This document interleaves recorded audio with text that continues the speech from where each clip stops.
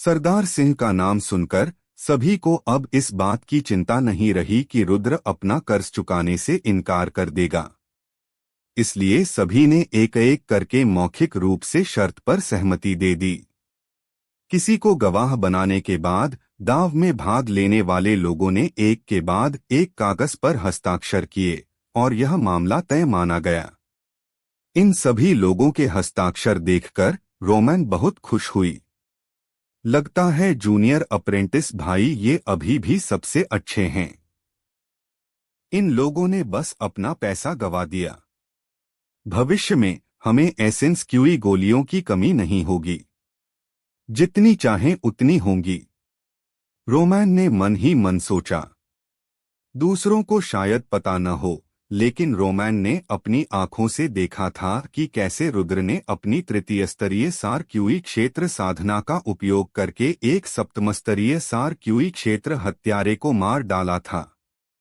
सोनू जैसे मामू विजेंदर पात्र से उसे कैसे हराया जा सकता था? हर किसी में दाव लगाने की हिम्मत नहीं थी।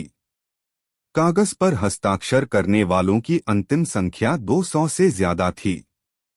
दांव पर भारी मात्रा में एसेंस क्यूई गोलियां लगी थीं। यदि रुद्र वास्तव में हार गया तो यह सुगंधित औषधि मंडप के लिए एक बहुत बड़ा झटका होगा। लेकिन संभवतः उन्हें यह अवसर नहीं मिलेगा। विशेषकर रुद्र को इस बार निश्चित रूप से भारी नुकसान उठाना पड़ेगा। यह काम निपट गया था, लेकिन देर हो चुकी थी। सोनू धीरे धीरे युद्ध क्षेत्र में चला गया।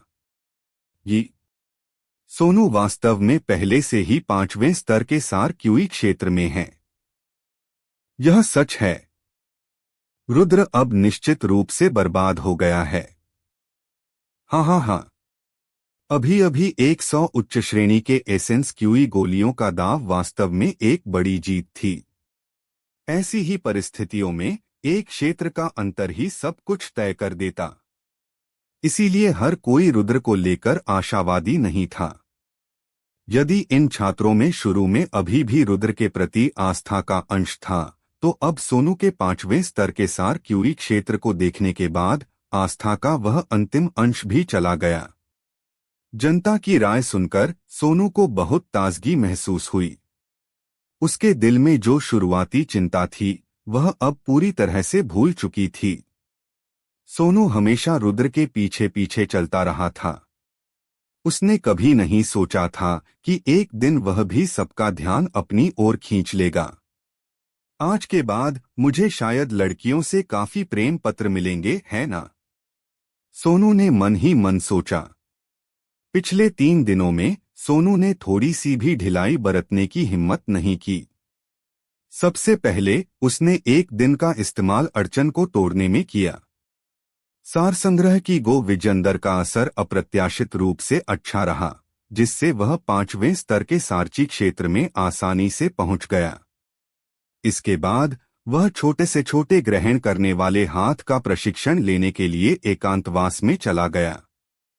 हालांकि समय थोड़ा कम था, फिर भी रुद्र के मार्गदर्शन में उसे कुछ सफलता मिली। विजेंदर इस स्थिति में सोनू को हारने की संभावना का कोई निशान भी नहीं मिला। अभी तो समय ही क्या हो गया है? रुद्र अभी तक यहां क्यों नहीं आया? शायद उसकी आने की हिम्मत नहीं हुई और वह पहले ही भाग गया। हाँ, अपनी जान गंवाने से तो इज्जत गंवाना ही बेहतर है। आखिरकार अगर वह आएगा भी तो मरेगा। कम से कम अपने पिता को ढाल बनाकर वह अपनी जान तो बचा ही सकता है।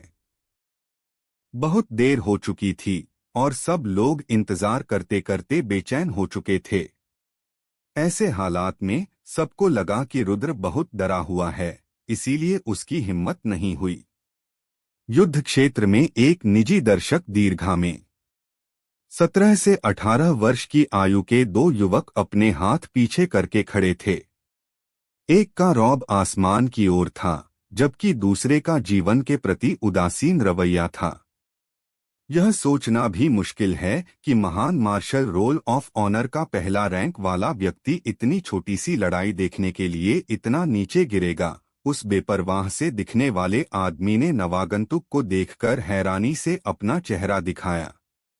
मार्शल रोल ऑफ ऑनर में प्रथम स्थान पर रहने वाला यह व्यक्ति, जो बादलों तक पहुंचने व विजेंदर एक प्रभावशाली विजेंदर हवा उत्सर्जित कर रहा था, वास्तव में राजेंद्र अकादमी में प्रसिद्ध नंबर 1 व्यक्ति शिवम रोमैन था। शिवम रोमैन का दूसरे पक्ष के मजाक का जवाब देने का कोई इरादा नहीं था। वह जानता था कि उसके सामने जो व्यक्ति शांत दिख रहा था, वह वास्तव में एक बेहद बुरा प्रतिद्वंद्वी था। क्या तुम भी नहीं आए? मार्शल रोल ऑफ ऑनर के रैंक 2। शिवम रोमैन ने इत्मीनान से डांटा।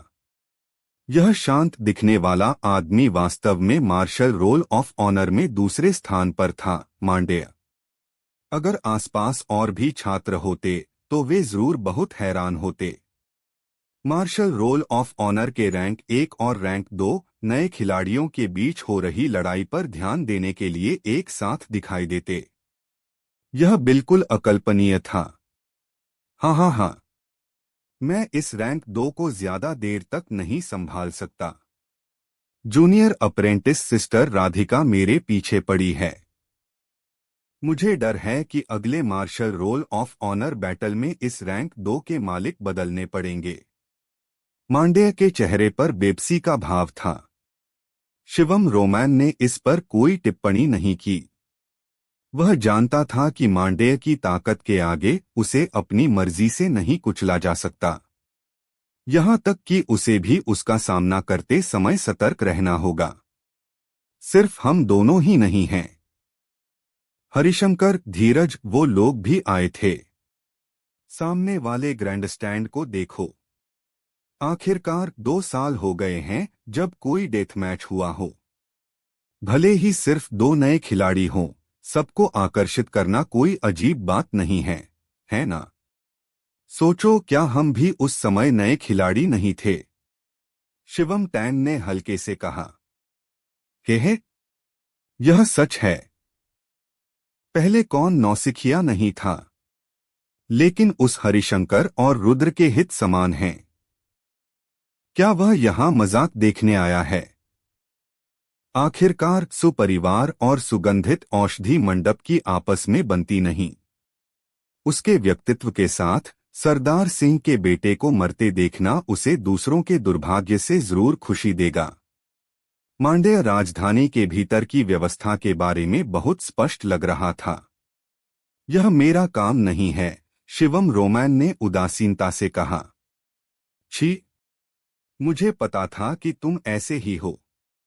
मुझे पता है कि तुम आज यहाँ इसलिए आए थे क्योंकि तुम देखना चाहते थे कि क्या स्टेवेव्स लेयर्ड पाम, जिसमें तुम भी महारत हासिल नहीं कर पाए, एक नौसिखिया भी कर सकता है ना?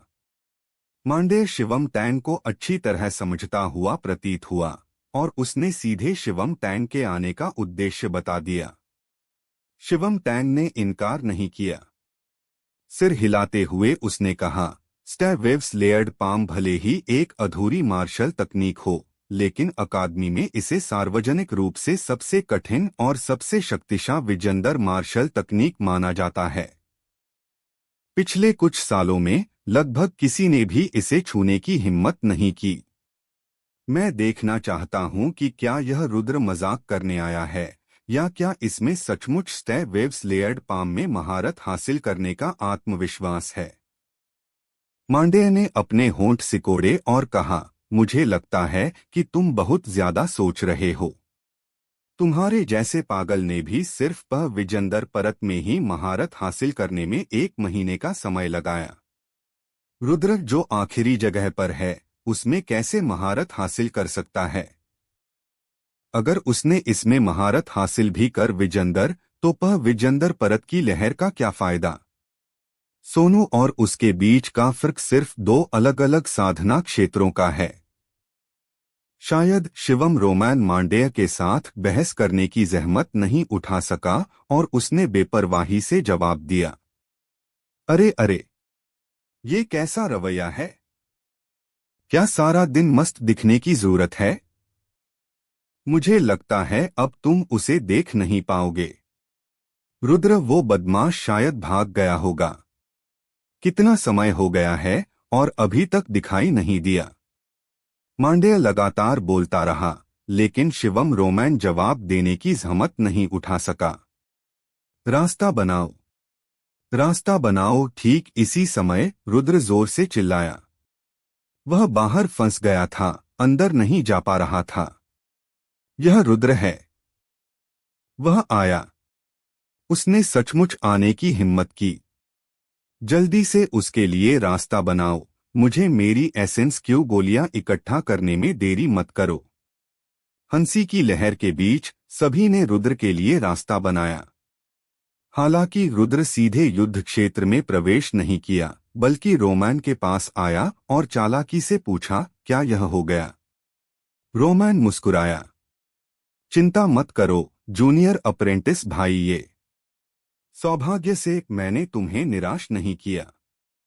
हाँ हाँ हाँ, तो फिर यह अच्छा है, यह अच्छा है। अपनी बात पूरी करते हुए रुद्र ने दोनों हाथ ऊपर उठाए और विनम्रता से अपने हाथों को कप के आकार में किया, और उसने कहा, सभी वरिष्ठ प्रशिक्षु भाइयों और बहनों को बहुत बहुत धन्यवाद जिन्होंने ये एसेंस क्यू गोलियां दी। मैं आपका कनिष्ठ प्रशिक्षु भाई आपको धन्यवाद देता हूँ और कृपया इन्हें स्वीकार करता हूँ।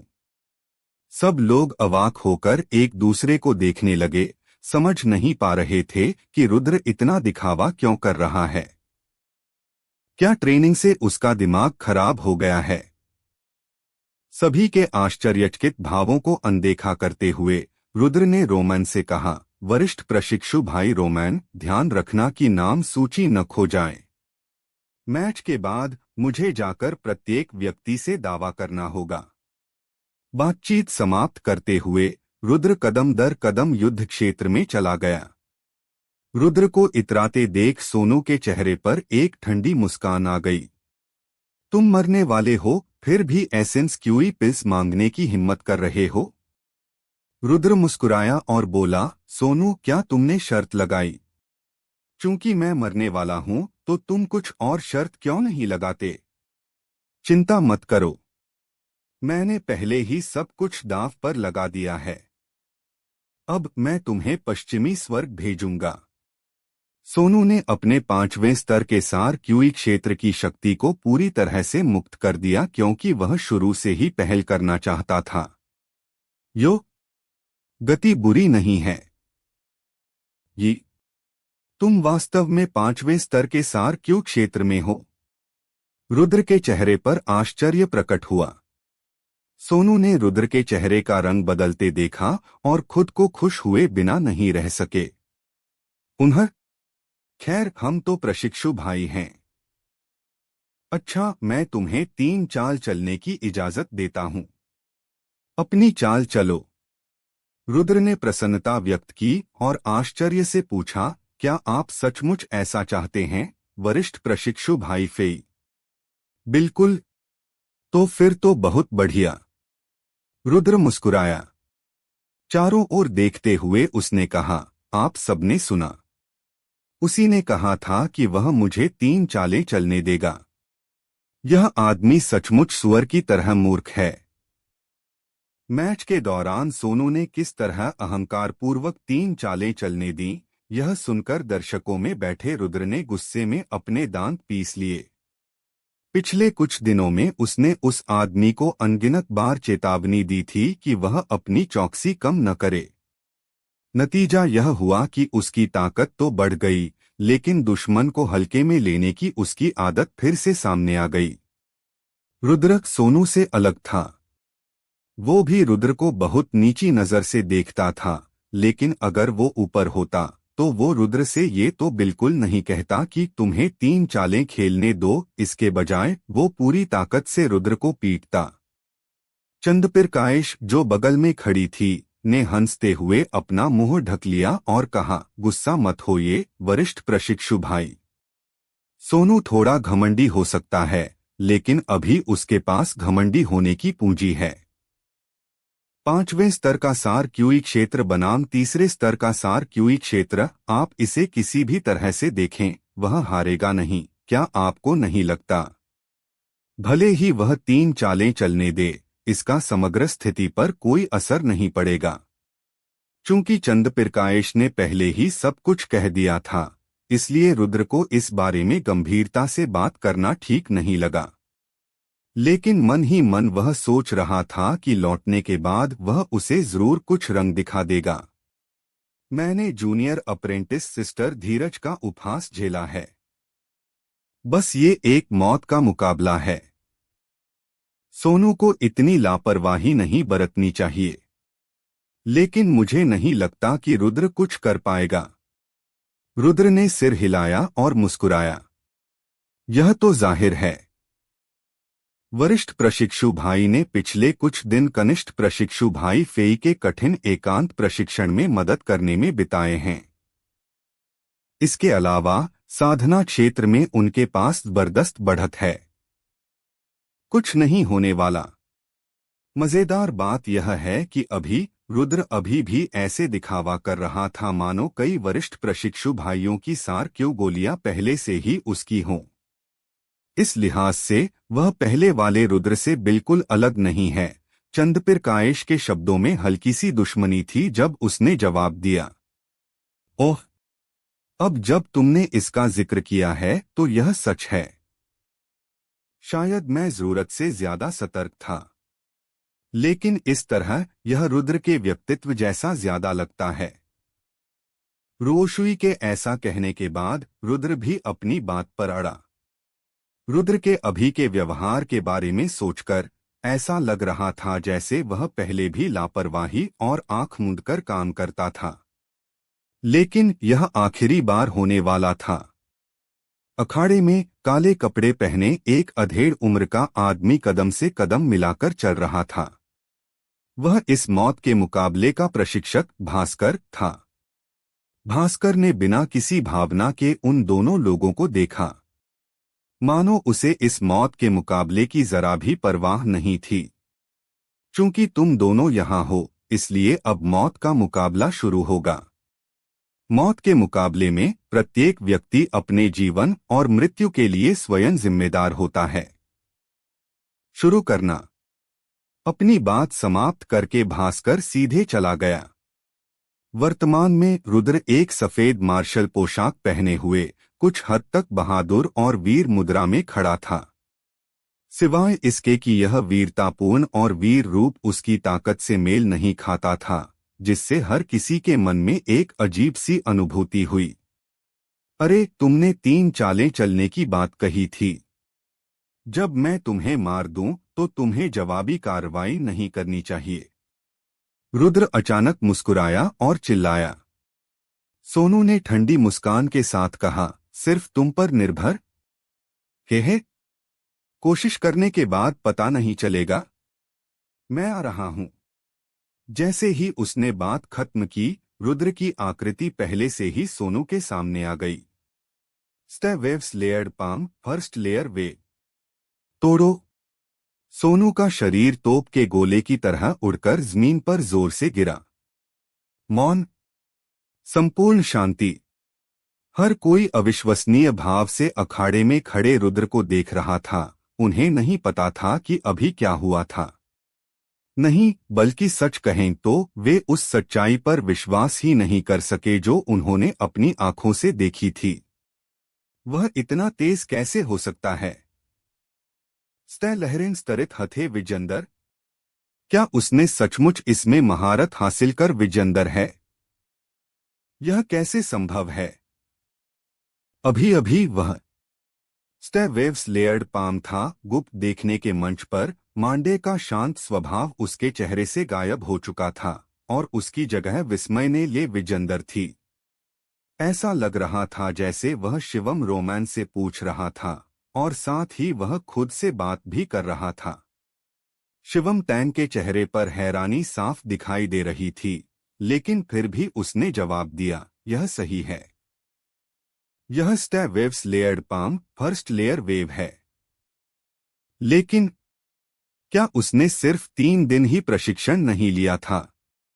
मांडे को लगा कि उसका दिमाग इस बात को समझने के लिए थोड़ा कमजोर है। Waves layered palm, first layer wave सीखने में 3 दिन। क्या रुद्र की प्रतिभा उसके सामने खड़ी शिवम टैंग से भी ज्यादा भयानक थी? लेकिन भले ही रुद्र शिवम रोमैन से अधिक राक्षसी था, लेकिन यह 3 दिनों में सीखने की सीमा तक नहीं हो सकता था, है ना? शिवम रोमैन ने 1 महीना लगाया और रुद्र ने सिर्फ 3 दिन। शिवम रोमैन को लगा समय असल में रुद्र से 10 गुना ज्यादा था। क्या यह बहुत हतोत्साहित करने व विजेंदर बात नहीं है? शिवम रोमैन को भी नहीं पता था कि क्या हुआ, लेकिन राजेंद्र अकादमी के छात्रों में इस मार्शल तकनीक से उससे ज्यादा कोई परिचित नहीं था। रुद्र ने अभी जो प्रयोग किया वह प्रामाणिक प्रथम परत तरंग थी। अगर रुद्र ने वह विजेंदर बार जेड के टुकड़े को देखा था, तो इसका मतलब है कि उसने वास्तव में 3 दिनों में इसमें महारत हासिल कर विजेंदर थी। शिवम रोमैन के शब्दों से मिश्रित भावनाएं प्रकट हुईं। मांडेय को भी यह बात साफ तौर पर पता चल गई और उन्होंने पूछा, क्या आपका मतलब यह है कि उसने पहले भी इसमें प्रशिक्षण लिया था? इस बार यह सिर्फ जनता को धोखा देने के लिए है? अगर ऐसा है तो यह समझ में आता है। मांडेय जितना ज्यादा इस बारे में सोचता, उसे उतना ही ज्यादा लगता कि यही सच है। उसके चेहरे पर एक बार फिर वही खास मुस्कान आ गई, बस वो थोड़ी बनावटी थी। मैंने यही तो कहा था, तुमसे भी ज्यादा राक्षसी कोई कैसे हो सकता है? और वो तो इतनी राक्षसी है। शिवम रोमैन ने अपना सिर हिलाया और शांति से कहा, मैंने ऐसा नहीं कहा। यह सिर्फ एक धारणा है। वास्तव में मैं यह मानने के लिए अधिक इच्छुक हूं कि उसने वह विजेंदर बार उस जेड टुकड़े को देखा था। मांडेय अवाक रह गया। अखाड़े में भास्कर की आंखों में रोशनी की एक झलक दिखाई दी, जिनकी अभिव्यक्ति अब तक उदासीन थी। वह भी रुद्र के प्रहार से हैरान था, लेकिन वह जिस चीज से चकित था वह स्टे वेव्स लेयर्ड पाम नहीं थी, बल्कि रुद्र की चाल तकनीक थी। इससे पहले रुद्र ने इंस्टेंट फ्लैश का खुलासा किया था, इसलिए हर कोई इससे अनजान नहीं था। लेकिन उसके बारे में सबकी समझ अभी भी बड़ी सफलता के स्तर पर ही थी। लेकिन रुद्र ने अभी जो त्वरित चमक दिखाई वह निस्संदेह महान सर्कल चरण पर थी। रुद्र ने अभी जो किया उसका कोई असर नहीं हुआ, इसलिए उसने हर छात्र की आंखों और कानों को धोखा दिया। आफ्टर इमेज इंस्टेंट फ्लैश के महान वृत्त चरण तक पहुंचने में महारत हासिल करने का प्रतीक था। लेकिन इसका मतलब यह नहीं था कि इंस्टेंट फ्लैश का एक बड़ा सफल चरण निश्चित रूप से आफ्टर इमेज छोड़ जाएगा। विभिन्न रणनीतियों में कुशलता मातृ बुद्धि पर निर्भर करती है। महान सर्कल मंच पर मार्शल तकनीक का यही सच्चा अर्थ था। संयोग से उन दिनों भास्कर ने भी इंस्टेंट फ्लैश पर काफी मेहनत की थी। वह उन गिने चुने लोगों में से एक थे जिन्होंने इस तकनीक को ग्रेट सर्कल स्टेज तक प्रशिक्षित किया था। यद्यपि उन्होंने उच्च रैं व विजेंदर मूवमेंट तकनीकों का अभ्यास किया, फिर भी वे इंस्टेंट फ्लैश से सर्वाधिक परिचित थे। फिर भी अभी अभी उसे साफ साफ लग रहा था कि रुद्र द्वारा किया गया इंस्टेंट फ्लैश कुछ अलग था। बस वह यह नहीं बता पा रहा था कि यह किस तरह अलग था।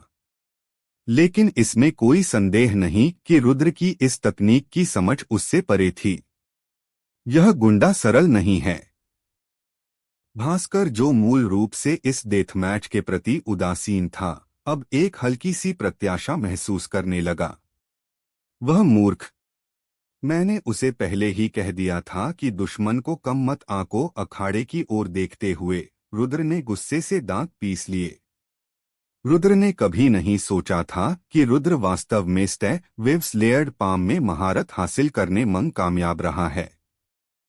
आखिर इस आदमी के शरीर पर क्या हुआ? सिर्फ 3 दिन। कुछ ऐसा जो वरिष्ठ प्रशिक्षु भाई शिवम रोमैन ने केवल 1 महीने का उपयोग करके पूरा किया, रुद्र वास्तव में केवल 3 दिनों का उपयोग करने में कामयाब रहा। क्या यह वास्तव में अभी भी वही रुद्र है जिसे मैं जानता हूं? चिंता मत करो वरिष्ठ प्रशिक्षु भाई। कनिष्ठ प्रशिक्षु भाई फेई ने बस एक पल के लिए दुश्मन को कम करके आका था।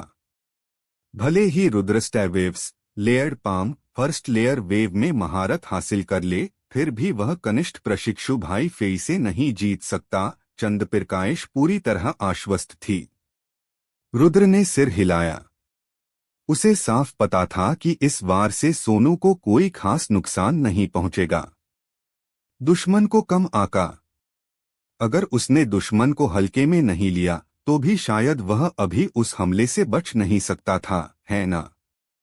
भास्कर रुद्र से ज्यादा दूर नहीं था और उसने चंद्रप्रकाश और उनकी बातचीत सुनी और अपने मन में यह आकलन किया।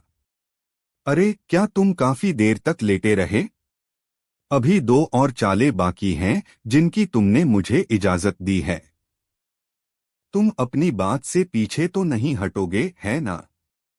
रुद्र ने अपने हाथों को एक साथ मिलाते हुए ऐसे चेहरे पर ताविजंदर बजाई जैसे कि इसमें कोई मदद नहीं की जा सकती।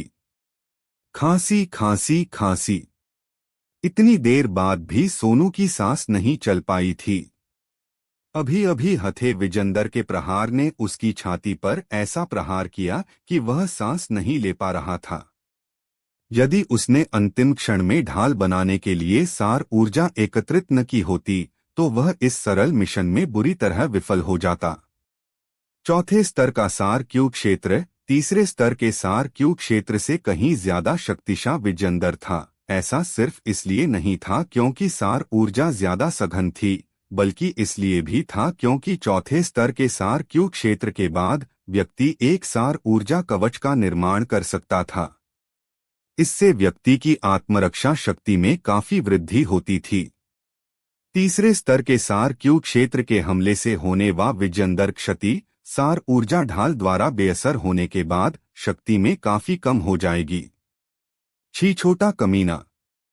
सोनू ने अपनी छाती पकड़ विजेंदर और खड़े होने के लिए संघर्ष करने लगा। जैसे ही वह खुद को संभालने में कामयाब हुआ, रुद्रपाम फिर से आ गया। तोड़ो। सोनू एक बार फिर उड़कर दूर जमीन पर लुढ़क गया। तुम सच में पिटाई की मांग कर रहे हो? अगर हिम्मत है तो फिर से डांट कर देखो। रुद्र ने मुस्कुराना बंद कर दिया और ठंडे स्वर में कहा, खांसी खांसी। तो क्या हुआ अगर मैं तुम्हें डांट दूं? छोटा सा बच्चा। तोड़ो। इससे पहले कि वह अपनी बात पूरी कर पाता, रुद्र की हथे विजेंदर एक बार फिर सोनू की छाती पर अंकित हो गई। मैं तुम्हारी हिम्मत की दाद देता हूं। आओ डांटना जारी रखो। रुद्र के शब्द और भी ठंडे हो गए। खांसी खांसी। 3 चालें खत्म हो गईं, मरने की तैयारी करो। छोटे कमीने। तोड़ो। एक और ताड़। बस इस हथे विजेंदर ने चेहरे पर वार किया। हालांकि सार ऊर्जा कवच से वह कमजोर हो गया था, सोनू का चेहरा थोड़ा सूज गया।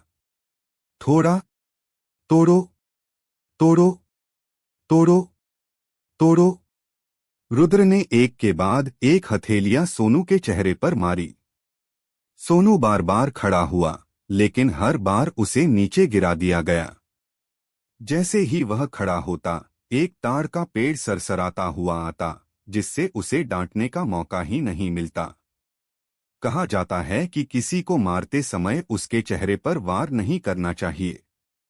फिर भी रुद्र ने जानबूझकर सोनू के चेहरे पर वार किया। 1 दर्जन से ज्यादा ताड़ के पेड़ गिरने के बाद सोनू का चेहरा पहले से ही सुअर के सिर जैसा सूज गया था। अगर उसके माता पिता यहाँ होते तो भी शायद वे अपने बेटे को पहचान नहीं पाते। इस समय सोनू अपने दिल में चीख रहा था। हर बार जब वह जवाबी कार्रवाई के लिए खड़े होने की पूरी कोशिश करता तो रुद्र उसकी प्रतिक्रिया का इंतजार किए बिना ही उसकी आंखों के सामने प्रकट हो जाता। अभी उसे पता चला कि जिस रुद्र को वह हमेशा नीची नजर से देखता था, वास्तव में उसके पास उसे धमकी देने की ताकत थी। रुद्र को लगातार एक के बाद एक हथे विजेंदर पर प्रहार करते देख सभी लोग अचंभित रह गए। हर बार जब रुद्र वार करता, तो उनके दिल अनायास ही उछल पड़ते, मानो वह हथे विजेंदर उनके चेहरे पर थप्पड़ मार रही हो। उनके चेहरे को छूने के लिए आगे बढ़ने पर उन्हें अपने चेहरे थोड़े गर्म क्यों लगे। रुद्र ने एक शब्द भी नहीं कहा, लेकिन उसका चेहरा पहले से ही पूरी तरह से काला हो गया था। रुद्र ने सोनू के चेहरे पर थप्पड़ कैसे मारा? वो साफ तौर पर रुद्र के चेहरे पर थप्पड़ मार रहा था। यहाँ इतने सारे लोग मौजूद थे। कौन नहीं जानता था कि सोनू उसका नौकर था? अपने दिल में उसने पहले ही अनगिनत बार सोनू को डांटा था, लेकिन युद्ध के मैदान में मौजूदा स्थिति में इससे कोई मदद नहीं मिली। विजेंदर रुद्र में भास्कर जैसी समझदारी नहीं थी। अब भी वह हठपूर्वक मानता था कि उन 3 चालों की वजह से रुद्र के पास पहल थी और रुद्र सोनू को इस स्थिति तक हरा सकता था, क्योंकि सोनू को पता ही नहीं था। यह सोचकर कि कैसे सोनू ने शुरू से ही रुद्र को 3 चालें चलने देने का वादा किया था, अब यह पूरी तरह से मजाक बन गया है। 10 से अधिक चालें हो चुकी थीं और सोनू ने पलटवार भी नहीं किया था। सोनू, क्या तुम सुअर हो? जल्दी से छोटे कैप्चरिंग हैंड का इस्तेमाल करो। रुद्र अब और बेकार नहीं बैठ सका और फिर जोर से चिल्लाया, बड़बड़ाना। रुद्र के रोने पर दर्शकों में मौजूद सैकड़ों लोग उसकी ओर देखने लगे। ऐसा लग रहा था कि रुद्र का ध्यान भी इस बात पर गया। उसने देखा और सोनू को जोर जोर से पीटना बंद कर दिया। चुप रहो, ये मौत का मुकाबला है। तुम्हें चिल्लाने की इजाजत किसने दी? भास्कर ने पलटकर रुद्र को ठंडी निगाहों से देखा। आत्मा संघनन क्षेत्र से एक शक्तिशाली विजेंदर दबाव आया, जिसने रुद्र को तब तक कुचला जब तक उसकी सांसें लगभग बंद नहीं हो गईं। शिक्षक हुआन, क्या उनका कार्य अकादमी के नियमों का उल्लंघन माना जाएगा?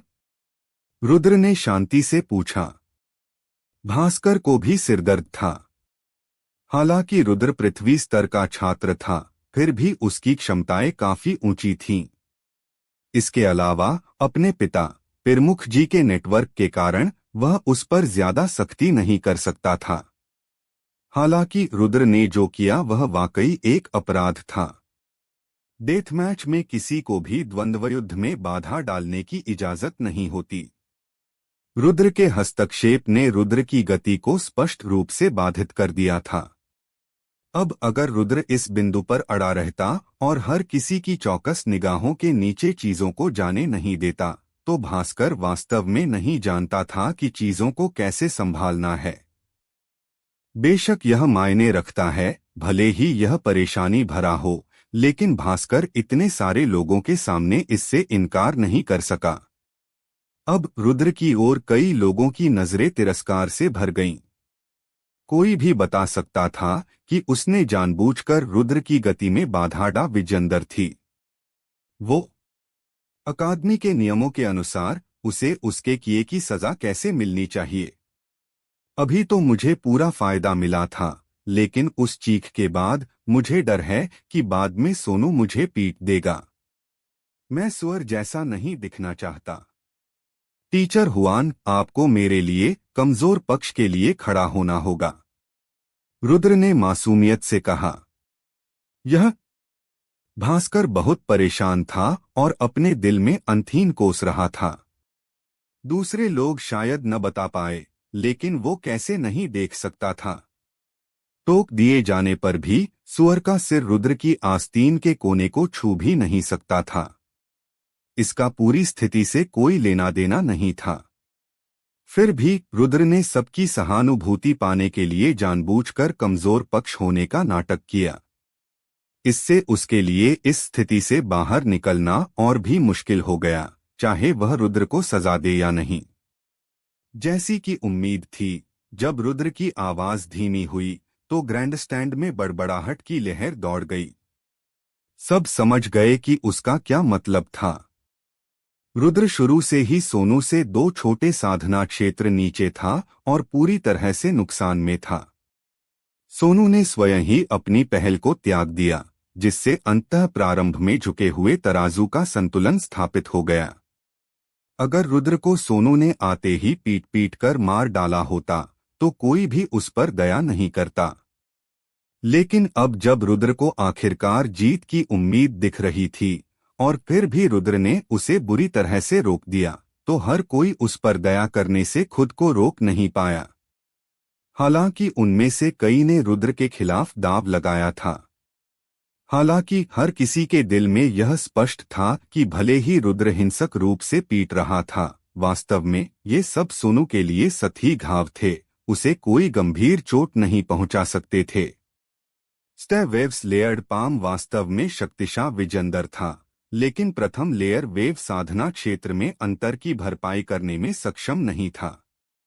यदि सोनू केवल तीसरे स्तर के सार क्यू क्षेत्र में होते तो भले ही उनके पास 10 जीवन होते, वे पूरी तरह से मृत होते।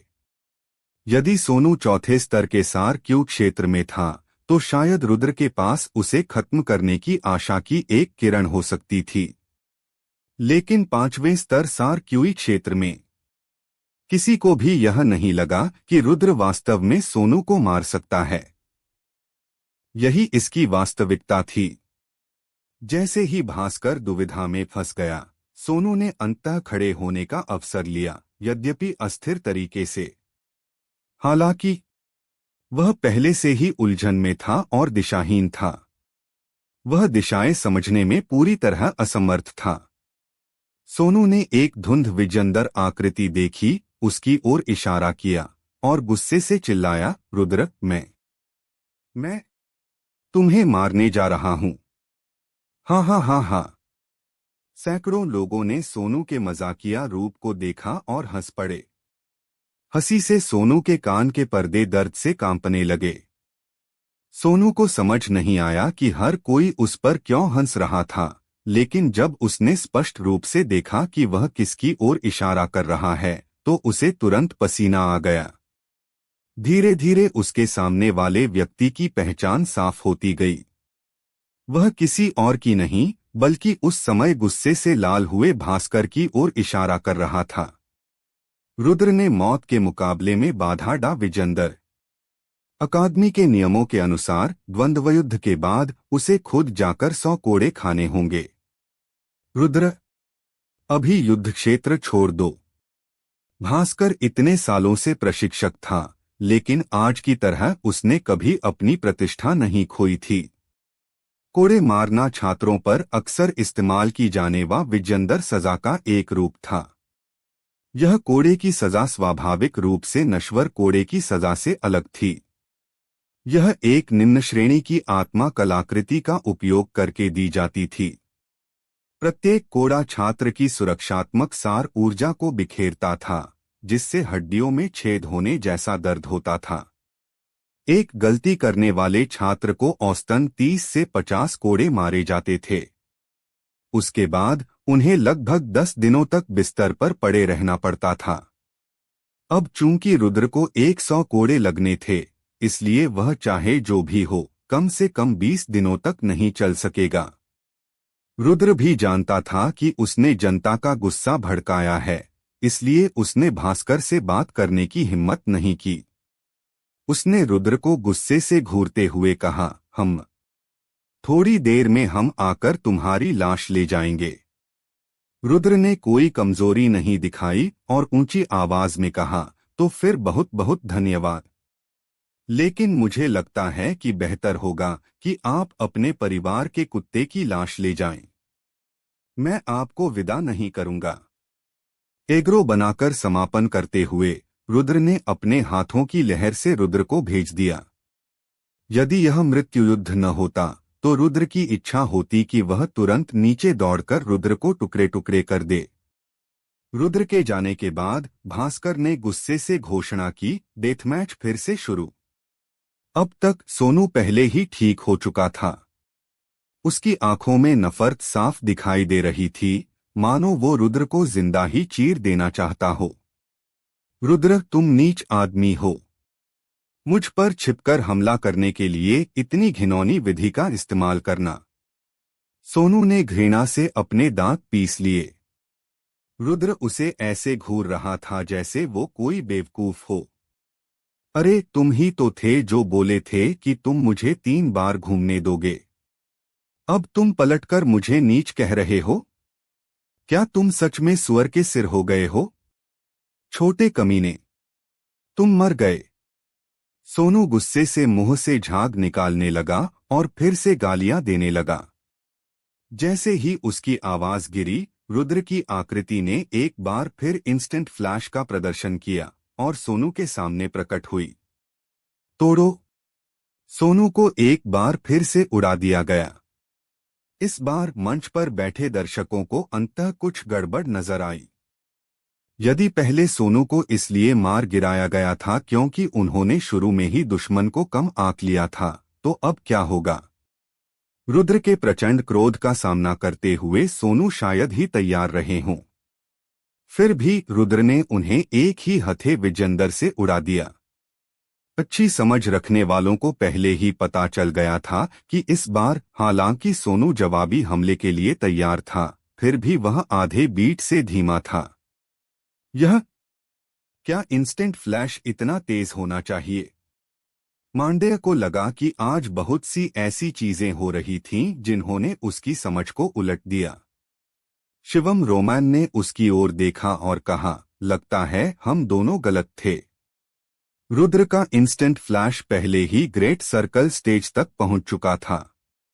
मांडेय ने अनायास ही ठंडी सांस विजेंदर, सही। Great circle stage? क्या तुम इंस्टेंट फ्लैश भी जानते हो? शिवम रोमैन को पता लग गया था कि मांडेय क्या पूछ रहा है, इसलिए उसने अपना सिर हिलाया और कहा, मैं अभी भी ग्रेट सर्कल दायरे में कदम रखने का मूल बिंदु नहीं ढूंढ पाया हूं। मांडेय बुदबुदाया, यह रुद्र सचमुच राक्षसी है। लगता है भविष्य में हमें एक और भयानक प्रतिद्वंद्वी मिलेगा। मांडेय के शब्दों को सुनकर शिवम रोमैन का चेहरा गंभीर नहीं हुआ, बल्कि इसके बजाय यह लड़ाई के इरादे से भर गया। अगर वह ऊपर उठ सकता है तो वह एक बहुत अच्छा प्रतिद्वंद्वी होगा। शिवम रोमैन का दबंग अंदाज लगातार बढ़ता जा रहा था, मानो वह पहले ही बहुत लंबे समय से राजेंद्र अकादमी में अकेला रह चुका हो। मांडेय ने आंखें घुमाईं और कहा, तुम सचमुच पागल हो। हालांकि मुझे नहीं पता कि रुद्र के साथ क्या हुआ, लेकिन ज्यादातर संभावना यही है कि वह तुम्हारे लिए कोई खतरा नहीं बन सकता। आखिरकार तुम्हारा साधना क्षेत्र उससे कहीं ऊंचा है। ऐसा जरूरी नहीं है। मुझे मत बताइए कि आप अब भी मानते हैं कि रुद्र का लगातार 2 छोटे साधना क्षेत्रों में आगे बढ़ना उसके पिता द्वारा अंकुर को उखाड़कर उसे बढ़ने में मदद करने का परिणाम था। झू बुगुई ने अपना सिर हिलाया और कहा, हालांकि मुझे नहीं पता कि उसने यह कैसे किया, लेकिन वह निश्चित रूप से सतही आधार वाले तृतीय स्तरीय सार क्यूई क्षेत्र का व्यक्ति नहीं है। शुरुआत से लेकर अब तक उसने लगातार 1 दर्जन से ज्यादा इंस्टेंट फ्लैशेस और स्टे वेव लेयर्ड पाम्स का इस्तेमाल किया है। ये सभी अब उस सिद्धांत का समर्थन नहीं करते जहां उसका आधार सतही हो, लेकिन उसे देखकर ऐसा नहीं लगता कि वह तनाव में है, बल्कि वह इसे सहजता से कर रहा है। लेकिन सवाल यह है कि वह यह कैसे करता है? द्वंद्वयुद्ध की शुरुआत से ही मांडेय को लगा कि रुद्र के शरीर में बहुत सारे रहस्य छिपे हैं। रुद्र के साथ जो कुछ भी हुआ वह उसकी समझ से परे था। हालांकि मांडेय ने रुद्र को प्रतिद्वंद्वी नहीं माना क्योंकि रुद्र का क्षेत्र बहुत कम था। सार ऊर्जा का संचय एक लंबी प्रक्रिया थी। कोई कितना भी प्रतिभाशा विजेंदर क्यों न हो, इस प्रक्रिया की पूर्ति कम समय में नहीं की जा सकती। मांडेय रुद्र से पूरे 2 साल बड़ा था। अगर वह सोनू जैसा औसत दर्जे का इंसान होता तो रुद्र से उसका मिलना कोई अजीब बात नहीं थी। हालांकि मांडेय खुद प्रतिभाशा विजेंदर लोगों में एक प्रतिभाशा विजेंदर व्यक्ति था, मार्शल रोल ऑफ ऑनर में दूसरे नंबर का व्यक्ति। उसका अपना गौरव था। जब तक रुद्र अपनी वर्तमान ताकत तक पहुंचता, तब तक वह निश्चित रूप से एक और बड़ा कदम आगे बढ़ा चुका होता। लगता है रुद्र के बारे में बहुत सारे राज छिपे हैं। मुझे लग रहा है कि जल्द ही वह हमारे लिए एक मजबूत प्रतिद्वंदी बन जाएगा, शिवम रोमैन ने कहा। फिलहाल रुद्र जमीन पर लेटे सोनू को देख रहा था। उसने ठंडे स्वर में कहा, मुझे परवाह नहीं कि तुम मुझे कैसे डांटो, लेकिन अगर तुम मेरे माता पिता को डांटोगी तो मैं बर्दाश्त नहीं करूंगा। अगर हिम्मत है तो एक और वाक्य डांटकर देखो। अग विजेंदर बार जब मैं मारूंगा तो वह हल्का नहीं होगा।